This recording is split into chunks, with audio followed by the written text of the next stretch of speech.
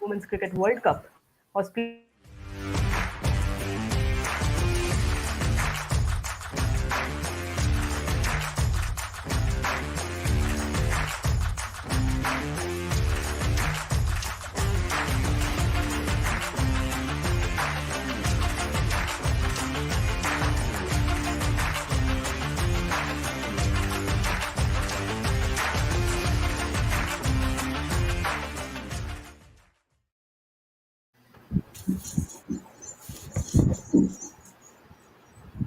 Hello and welcome to Female Cricket Live. The ninth match of the 12th edition of the ICC Women's Cricket World Cup was played today between Pakistan and South Africa, which South Africa went on to win by just 6 runs. Pakistan won the toss and elected to bowl. Batting first, South Africa posted a respectable score of 223 for 9 in 50 overs, riding on twin half centuries from Laura Woolford and captain Sunelu. For Pakistan, it was young Fatima Sana and Ghulam Fatima, the leg spinner, who chipped in with 3 wickets each. In reply, Pakistan fought hard as they managed to score 217 before they were bundled out on the penultimate ball of the innings, losing the match by just 6 runs. Just like South Africa, there were twin half centurions in Pakistan team as well, thanks to OMAIMA Sohail and Nida Dar, who scored wonderful half centuries. For South Africa, it was their veteran right-arm speedster Shabnim Ismail who was the pick of the bowlers as she picked up 3 for 41 in her 10 overs and received good support from Ayabonga Khaka and Marizan Kaap, who chipped in with 2 wickets each. So after this match, we can see that South Africa have won both their matches in the World Cup campaign so far, while Pakistan have lost all the 3 matches. Now ahead of us, we have yet another exciting contest. It is going to be between India and West Indies. The match will be played at the Ceylon Park in Hamilton and it will start at 6:30 a.m. Indian Standard Time. You can catch all the live action on Star Sports and Disney Plus Hotstar. So to talk more about this exciting contest between India and West Indies, I have with me Krisania Young, Dr. Anand Ramprasad, Mihir Shah, Mrinal Asija, Dhanush Lavanya, and Urvisha, and I think we are joined by Rushabh from North Stand Gang as well. All right, so just a brief introduction of all the guests that we have today. We have a complete full house, and it is indeed our pleasure to have all of you on Female Cricket Live. So, quick introduction of all of you. So, Kristania Young is a Caribbean cricket writer, cricket analyst, and chief editor at Mostly Cricket. Dr. Anand Ramprasad is a columnist at Trinidad Guardian, and he has a specialization in sociology of sport. Dhanush Lavanya is a content writer at Female Cricket. Urvi Shah is a mental health facilitator and is an avid cricket writer. Then we have Mrinal Asija, who is a social media manager at The Bridge, which is a one stop solution for all the information pertaining to Olympic sports and women's cricket. And finally, we have two people from the North Stand gang who are Mihir Shah and Rushabh Mahale. And this North Stand gang is a sports enthusiastic community back in Amchi, Mumbai, which is and there is Wankhede Stadium there. So these people belong to this community of Wankhede Stadium in Amchi, Mumbai. So I welcome all of you to Female Cricket Live. Thank you. All right. Thank you. So Thank you. great to Thank you. have you all once again. Thank you for joining. And so to begin with you, Kristania, West Indies, they are coming from a nice win over England by 7 runs. They have won the first match against New Zealand. They are coming from a second win against England by 7 runs. So your thoughts on West Indies' performance in the match against England? Hmm. Well, if we're going to start anywhere, I think we have to start with the partnership between CHEDEAN Nation and SHEMAINE Campbell and the big three. That's what they were saying when Stefani, DeAndrea, and Haley got out in the same over. So Sophie Eccleston, the big three, they're all gone. I think the West Indies did very well. We lost the wicket of Kaisia Knight. Not too long after, we did very well to get back into the game. It was very slow going, but they took it deep. That's Nation and Campbell. That was what was required. They took it deep and they did very well to get over 200 and to get over 220. And I think this is what they've been preaching. This is what the West Indies have wanted. They wanted more people, more players, individuals to step up outside of the big three, and they got that. They gave themselves a chance and they took that chance. They backed themselves with the bowling. I think that's why they keep batting first. And I think we'll continue to see that they will bat first and then back themselves to restrict the opposition below whatever they put on the board, and they did just that. They had Anissa Mohammed and Haley Matthews in the middle overs. I think they trust them to take wickets, and they did just that. Shamilia Connell as well. So the West Indies, they gave themselves a chance, and then the bowlers, they completed the job. Another very nervous end, but a very deserved victory for the Caribbean team. Hi, so my question is for Dr. Anand. We know that West Indies is going into a very good winning momentum to the next game, and if they win the next one, they are going to do a hat trick of wins. So, do you feel that is there any area of like particular area of concern for West Indies? We have seen their strengths. We have seen how they make comebacks into game. They give us very nervous ends. So, is there any particular area you feel that should be addressed in the West Indies camp so that their performance just goes one notch higher? I think going into the tournament, I don't think the players would have been under as great pressure as not starting as one of the favorites. And I think this would have started off to their advantage. And this has translated into their performance. After two games, I would have seen some positives in terms of depth in batting, which we saw in the game against England, where Campbell and Nation partnership, which released the pressure from the big three. And I think this is something we want to see more into the tournament. More players other than the the big three performing. I think when that happened, it releases the pressure on Dutting and Taylor and Matthews, but it also raises the esteem and the momentum in the team when other players perform. So batting, we want to see greater depth. I would like to also see greater rotation of the strike, being able to convert as many balls as possible into either singles, twos, threes, fours. So a reduction of the dot balls. In terms of fielding, I still think we need to work on that. So it's a work in progress. Every match presents us with an opportunity to improve in that area as well. And in the bowling department, continue with the strategy they have started, but also continue to apply more pressure. So in essence, I would like to see the team continue to perform, but also work on all of the different areas. In other words, do not become complacent and don't sit on their laurels.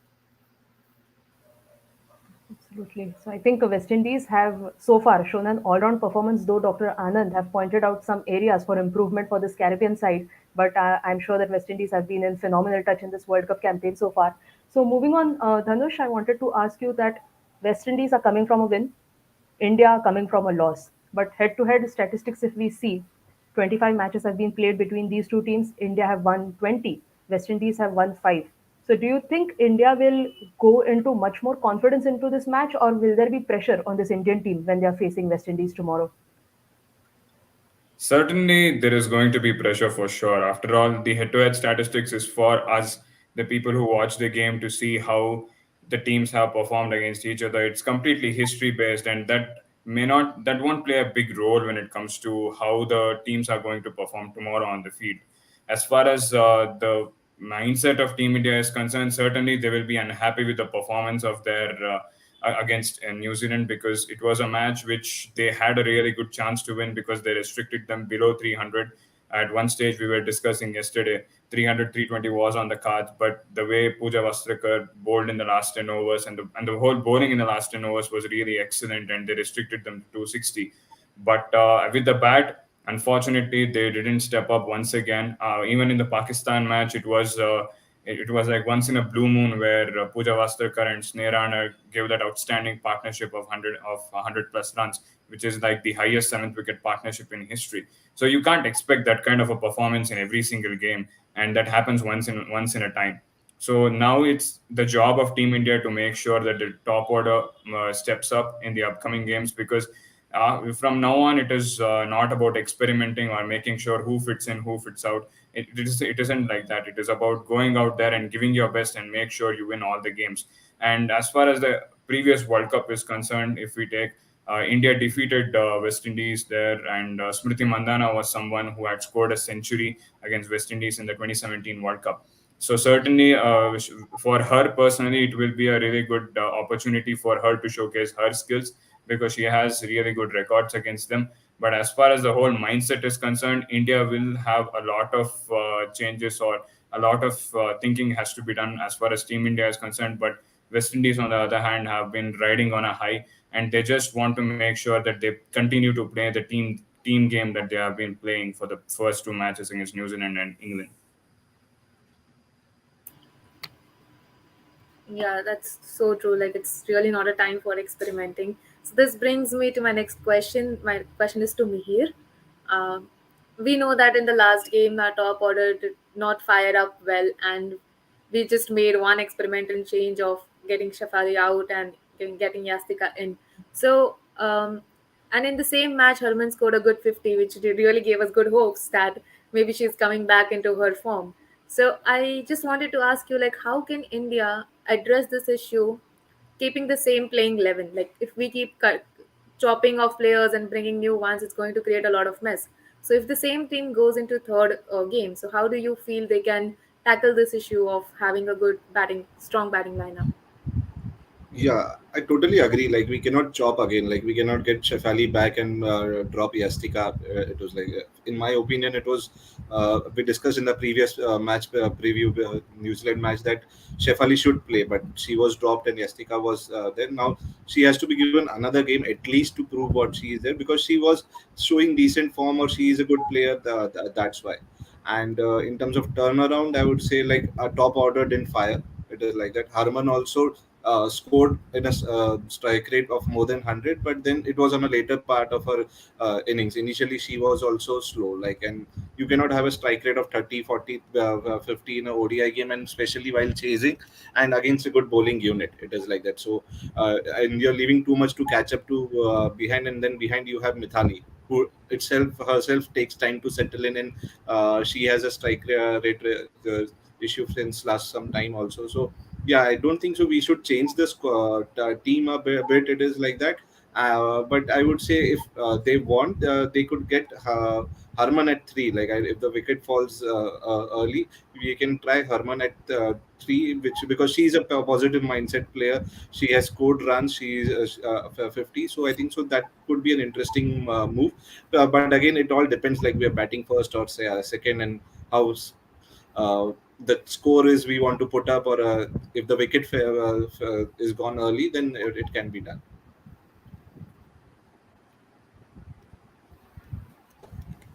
There are some changes to the batting order, batting lineup expected tomorrow because Coach Ramesh Pawar mentioned today in the press conference that they admit that it was a mistake playing three left-handers on top. They had Smriti Mandna, Astika Bhatia, and Deepti Sharma. So we can expect some changes. Mihir, you said you'd like to see Harmanpreet come in at number three if the situation requires it. Rishabh, what do you think? What changes would you like to see in that batting order, or you'd like to see some change in the 11 itself?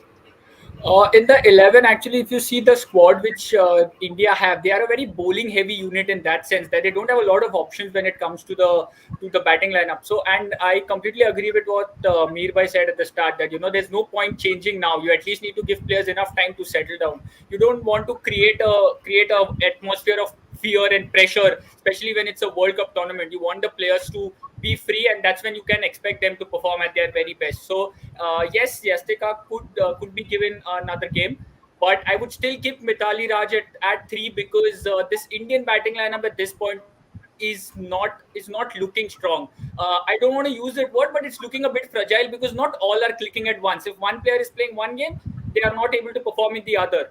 So it's not that a complete unit where all three or four people are performing, where you can expect that the 50 overs will be played out very easily. So in that situation, if Mithali Raj comes further down the order, it puts pressure on the other players who might have to play a lot more aggressively towards the death overs. So I would still maybe have Mithali Raj at number three, but I would just tell my openers to take time. It's not about going out there, because if you see what happens is they play a few dot balls, and then in a bid to increase the strike rate or the run rate, they just throw their wickets away. Might as well you take your time and ensure that you're rotating strikes. So I'll still keep the batting order the same, but I just tell my openers to take a little bit more responsibility and take your time and bat out there.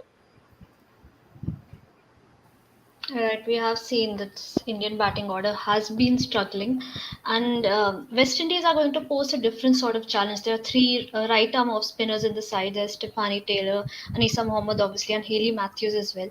Um, Dr. Anand, what do you think? Do you think it's going to be an additional challenge for India, and how do you think they should tackle this uh, West Indian bowling lineup? And they have eight different options. We saw in the last game, Stephanie Taylor went to eight different bowling options, so there's plenty of choices there.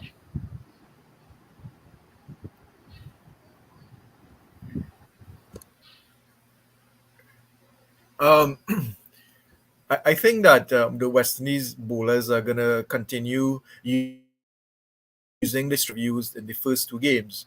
If you look at the opening bowlers, they are sticking to a plan. They're keeping the ball just on the off stump, a little wide of the off stump, forcing the batters to go at it.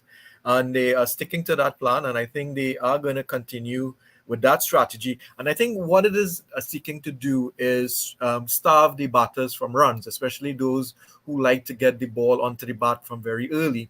And that leads to unforced errors. We saw it in the game against England. We saw it also against New Zealand. And that sets it up with early wickets, and it sets it up well for the middle overs when the spinners come on. And then later on, the captain switches her bowlers around. She has been using at least 6, 7, 8 bowlers. We saw 8 in the last game. So in that way, you're not allowing the batters to become accustomed to any one bowler. And by doing this, it's creating constant pressure on the batters. And I would expect that the West Indies will continue to the same approach in this game against India, the next game against India. Right, and coming to the bowlers now, it's a long tournament, and at some stage we'll see all teams rotating their fast bowlers, resting their first choice fast bowlers. Dhanush, do you think that maybe Pooja Vastakar would be given the rest next game, given that she has already had a couple of injury scares in the first two games? Do you think it's the right game to give her some rest? I don't think so because you are signing up into the World Cup because you know that you are going to play 7 games. Especially if you are saying Pooja Vastraka to rest, because in the first 2 matches, anything that Team India can take as a positive is because of Pooja Vastraka. Apart from her, Sneh Rana got a 50 and Rajeshwari Gaikwad with the ball got a 4 wicket haul. But she is someone that is a big positive for the side, and she can give the side that amount of confidence going in where other players can get inspiration from her performance and all those stuff. And now I don't see her going out, maybe because this is a very crunch situation for India, if I'm not, because it's a do or die situation for them, because if they lose one more game, it's going to be getting really tough for them after this, because it's going to be Bangladesh, the other side, that may be going to be easy for Team India to beat, but the rest of the other sides, it is going to be Australia, it is going to be England and South Africa. That's going to be really tough for India to win against. So they have to make sure that they get a win tomorrow, and they have to bring out their best 11 at the end of the day. And Sharad Pawar and Ramesh Pawar, like how we said, that there are going to be some changes for the side. Hope that this playing 11 that is going to step out for playing tomorrow against West Indies, they are the 11 that is going to be played in the rest of the games as well. Right, I think I agree with you that it is a crunch situation for India. The West Indies, on the other hand, they are on a roll. They've defeated two higher ranked oppositions. Pisania, if I may come to you and ask you on your opinion, what do you think would take from this Indian side to stop this juggernaut of the West Indies? Um what will it take? What kind of an effort will they take? Is it a mindset thing? Good cricket on the day. I think the West Indies can get stuck, probably like any other team. But the specific weakness for this West Indies batting lineup, especially, will be dot ball percentage and the lack of rotation of strike. So I think if you can, like I said, get them stuck. If you can build up the dot ball percentages, if you can, everybody will look to get the big three. But that is something that they are looking to counter. It will just be the game on the day. India will need to go out there, they will need to bowl the good lines, the good lengths, they will need to field well because the West Indies are coming in with confidence.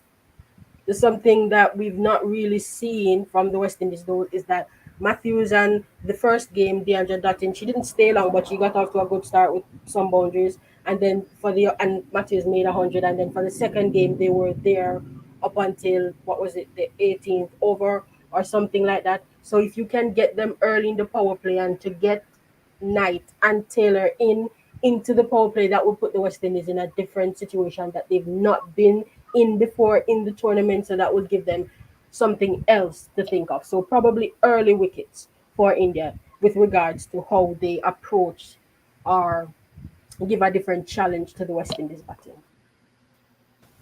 Absolutely, Krisani. I think you have given a very nice secret that probably the Indian bowlers should get the top three out as early as possible. But I hope the Indian players are listening to our conversation. All right, so moving on to you, Mihir. The match will be played at the Sidon Park in Hamilton. Here we have seen two matches being played. Teams batting first have won both the matches. In the World Cup so far, 9 matches have been played. 7 matches have been won by team batting first. And West Indies, if we see, they have won both the matches batting first. So, do you think if India wins the toss tomorrow, they'll opt to bat first and put West Indies in? I think we should the tournament how it has gone for India. Our bowling has clicked, our batting has not clicked. It is like that. So what is the strength is I would say it is like bat first. We have good players. It is like that, and they have gone through ups and downs. But if we put up a decent total, the ground is there where you can score quickly. Also, it is there. It's the same match where we scored, and the first match England Australia we all saw it was both teams scored more than 300 runs. It is like that. So yeah, you should stick to our strength bowling. I don't see much changes in the bowling unit, and if we put up a decent score like 265 plus or 260 what New Zealand had posted for us, it would be a good total to defend. And at just our friend from West Indies just gave us a little secret to get the openers early. Julian might get some swing and get early wickets, so that might help us defend the score also. I would say, yeah, batting has not clicked, but I would want India to, if India wins this toss, to bat first. Yeah, so going on the same lines, my question next is to Dhanush. So we know that with a very fiery batting lineup of West Indies, and if we happen to bowl first, not bat first, if we happen to bowl first, what is that bowling combination that you feel will be very helpful for India to restrict West Indies to a lower total? If you see the first two games that West Indies played, if I'm not wrong, they didn't. Neither of the teams, New Zealand or India or England, made a start with a spinner from one end and a fast bowler from the other. If India can start up with someone who can be a spinner from the very first over, we saw how Frankie McKay did for New Zealand against India. So in the same way, if India can start off with a spinner from one end and Julian Goswami from the other, I hope so that that West Indian batsmen, that early wickets that we have been talking about, will become a reality, because basically there is always this thought that West Indian cricketers do not play spin that well. So that is one way is what I feel India can think about. As far as bowling combination or any changes in the bowling setup, I don't see any changes in the bowling setup, because these 5-6 bowlers that Team India has, the Rajeshwari Gaikwad, the Sneh Ranas, the spinners and the pacers, Junan Goswami, Pooja Vastrakar, everyone are excellent and they have done their jobs. So they have to make sure that the right bowlers at the right time is what I'm going to say against West Indies tomorrow. So, through this conversation, we have been talking about, of course, West Indies' amazing run in this World Cup campaign so far. So, Dr. Anand, let me ask you that West Indies have won two close games, one against New Zealand by 3 runs, one against England by 7 runs. So, do you think Courtney Walsh and the other support staff of the West Indian cricket team have molded these girls in such a way that they have become more mentally strong to face these crunch situations better? Definitely, I think that Courtney Walsh and his support staff would be drawing on their own experience and passing on this information to the players. and we are actually seeing it on the field of play. If I may draw reference to the first game that New Zealand and West Indies played, when Cornell dropped Divine when she was 36, and you saw the reaction on Deandra's face. You know, she was utter disappointed, and you saw it in her. You know, she was pumped up, and I wasn't surprised that, you know, when she took the last over, it was really a reflection of that self belief. And within the two games, we are seeing it is spreading with the players.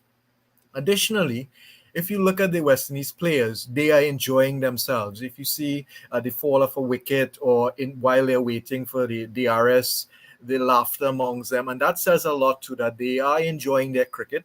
I think also they don't have the pressure of being one of the pre-tournament favorites, so that pressure is off their back, and they are going into the games doing well and now building on that momentum. Maybe later on, as the tournament progresses, that pressure will start to pick up, because then they will now be in a position where they can actually go on and challenge for the trophy. So I think it's a combination of the support that has been provided by the coach and his support staff, and how that has passed on to the players, and also how they carry themselves. They are enjoying themselves, and if you know Caribbean people, that is part and parcel of whom we are, and that is translating into their game. So it's a combination of both factors.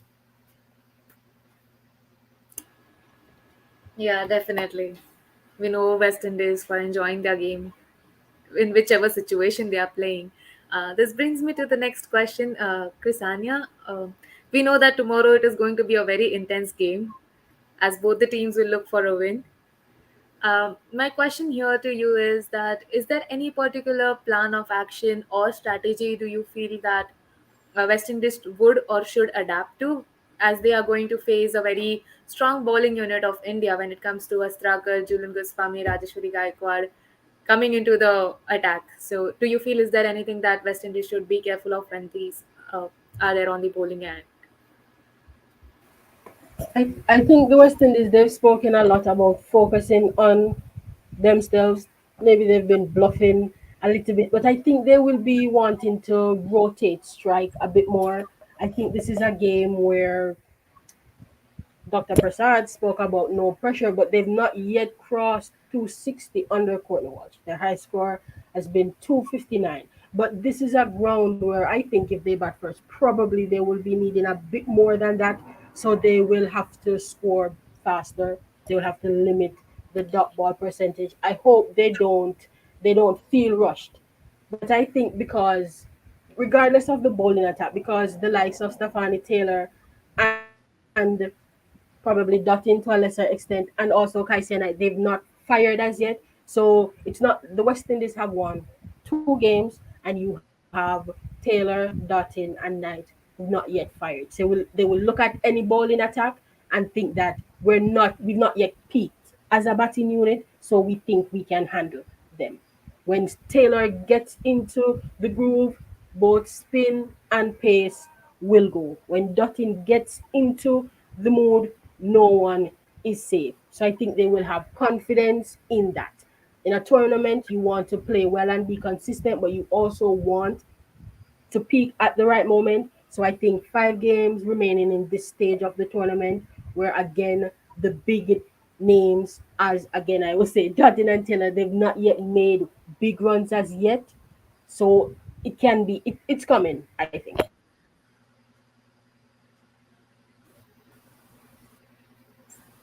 So I think simple formula is to keep Dottin quiet tomorrow. That will be important for India. So Rushabh, moving on to you, we have seen that India played West Indies in the warm-up fixture, which India went on to win by a margin of 80 odd runs.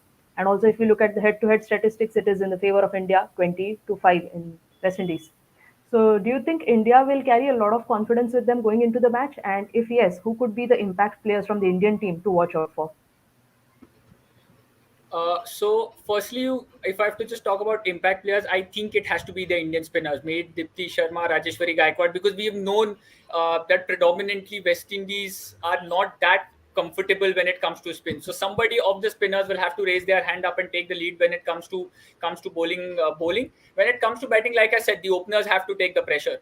If they are able to stay there, they are able to even not lose a wicket for the first 10 overs, even if that means that you're scoring at about 4.5 in the first 10 overs, you're still setting up a base for the batters to follow and get to a decent total.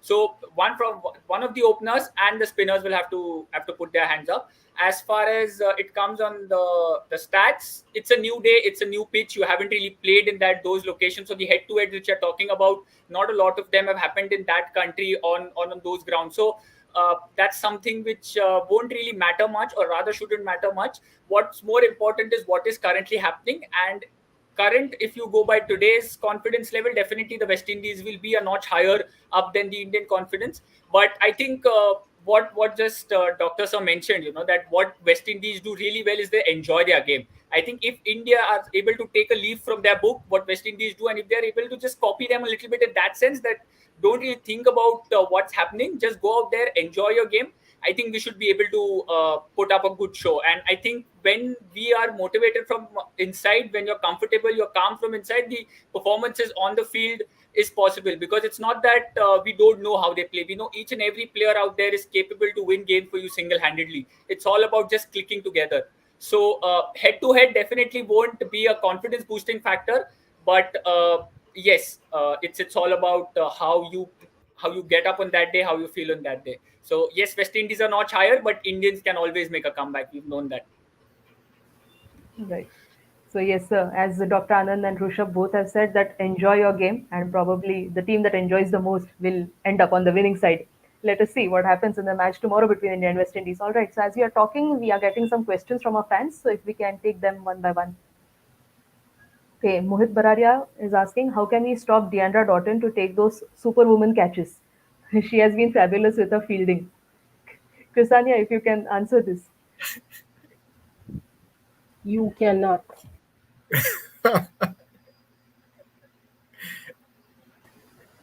Short and sweet, very nice. All right, so Wheel of Time has a question for you, Dhanush. Dropped catches have consistently been an issue for India. What is your take on this, plus fielding positioning practical gaps? Drop catches is not just an issue with Team India; it's an issue with all the teams, is what I'll say. Because every match we are seeing one or two catches drop every innings, and unfortunately, the fielding standards haven't been that good in this whole tournament until now. As far as India is concerned, yes, in the previous game we saw a lot of three drop catches, one from Mithali and one in the fine leg when Amelia Kerr was sweeping. So I really feel that Team India have to make sure that they are on their toes every single time they are on the field, and whenever the ball is coming towards them. Because at the end of the day, we saw the Amelia Kerr chance where India dropped it, and unfortunately that led to Amelia Kerr scoring a 50. And if India had got out her, she might have not scored even that much. And she was in a very early stages of her innings as well. So really, those catches win matches, like how Dr. Anand said in our previous conversations. It really is a key factor when it comes to world tournaments, and Team India must make sure that they are on their toes when they are fielding. Right. All right. Okay. Can we take the next question? Ankit Singh is asking, don't you think India should go with heavy batting lineup, as scores are almost in 230, 270 range, no matter the bowlers? Rushabh, would you like to answer this? I think you need to understand that it's very important to find the right balance when it comes to batting and bowling. If when you are saying that you want to go with a batting heavy lineup, you're exposing your bowlers. You need to ensure that you need to take 10 wickets also at a respectable total, which your batters can then go on to get or defend. So I don't think so. It's the right time to fidget a lot with the batting lineup. What is more important is we have seen, like I mentioned earlier as well, that each of the batter is a match winner. Every player is a match winner. It's just that two or three players need to click together. What is happening is in the first game, you saw Pooja Vastrakar snare Rana score runs. In the second game, you saw HARMANPREET Kaur score runs, MITHALI Raj getting a good start. So what is important is only the 4 or 5 of those click together. It will be a formidable batting order, and you can get what Mirbai mentioned at the start, about 260, 270. So it's quite possible. not to fidget. It's just that the players need to go out there, play their positive, good, natural cricket, and ensure that they're able to stitch those small partnerships. And I think we should get to see what the good batting lineup which we're talking about. Right. All right. Okay. Can we take the next question? Okay. So, Krisania, it's a question for you as well as for Dr. Anand. Do you see Karishma Ramarak playing along with Anisa? She bowls well at the top order, striking consistently with a good economy rate. Dr. Anand, would you like to answer this? At the moment, I do not see the team management changing a winning team, and so I would expect them to continue with the team that we would have started with, and barring injury, the team will continue playing. The same starting 11 will continue playing. So I do not see Karishma playing alongside Anissa. Plus, we also already have the Stefani plus Haley Matthews who bowl off spin. So we already have a complement of off spinners in the team. So if we do have to bring in a spinner, it will more likely be the leg spinner in Afi Fletcher. Krisania, do you agree with Dr. Anand, or you think that West Indies can give a game to Karishma tomorrow? I agree with Dr. Ramprasad. The West Indies, they've tried to go either or with Anisa and Krishma. When Krishma plays, Anisa really doesn't. When Anisa plays, Krishma really doesn't. So barring injury, I don't think we will see Ramara, which wouldn't be a problem because she's been so good. She's been so good. So if even if they're resting, which I don't think they would, but the quality of Ramarak, if they should rest Anisa Mohammed and they would bring her in, I would still expect her to do well because she's been doing very well. All right. Okay. Can we have the next question? Okay. Question for Mrinal and Krisania. What are the four critical matchups you see? Mrinal, would you like to take this up first?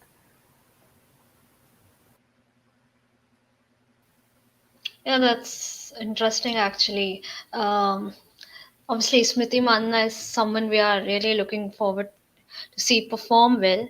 So one matchup would be if, as I said, we are seeing a spinner coming up early, maybe Anisa Mohammed and to Smriti Manna. That could be an interesting one, being an off spinner. So that's one thing I would like to see. Krisania, which matchup are you looking forward for tomorrow? Dr. Ramprasad again, he spoke about the West Indies kind of hiding the ball from the openers against England and New Zealand. I would like to see Shinal Henry against Mandana because Henry does move the ball away from the right-handers, but she does move it away from the left-handers as well. So I'd like to see her get in that attacking length and line and try to nick Mandana off instead of hiding the ball from her. And I also think Haley Matthews will have to, the reason why Matthews did so well down at number 5 because she was facing a lot more spinners. So I would like to see her taking on the Indian spinners. Right. So let us hope that we get to see many, many matchups in the match tomorrow between India and West Indies. And let us hope that it is yet again a nail biting thriller because we all have seen what West Indies have produced in these two matches in the World Cup campaign so far. So, once again, thank you to Krisania, Dr. Anand, Mihir, Rushabh, Dhanush, Urvi, and Mrinal for joining us and talking to us about this exciting contest between India and West Indies that is going to be played tomorrow at the Cedon Park in Hamilton. The match will start at 6:30 a.m. Indian Standard Time, and you can catch all the live action on Star Sports and Disney Plus Hotstar. So thank you to all the viewers and fans for watching, and we'll be back again tomorrow at 3 p.m. to review the match between India and West Indies. So do send in your questions using hashtag Female Cricket Live and join us for a conversation tomorrow at 3 p.m. Thank you.